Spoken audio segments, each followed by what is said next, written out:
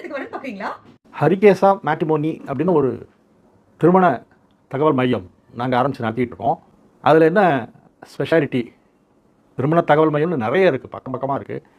இதில் என்ன சிறப்பம்சம் அப்படின்னு கேட்டால், மற்றவங்களாம் அரிசி பருப்பு தனித்தனியாக கொடுப்பாங்க, நாங்கள் சமைத்த ஃபுட்டாக கொடுக்குறோம். அதாவது நான் என்ன மீன் பண்ணுறேன்னா, நட்சத்திர பொருத்தம் இருக்கிறதா மட்டும்தான் நாங்கள் கொடுக்குறோம். நாங்கள் என்ன பண்ணுறோன்னா ஃபில்டர் ஆப்ஷன்ஸை வச்சுருக்கோம்.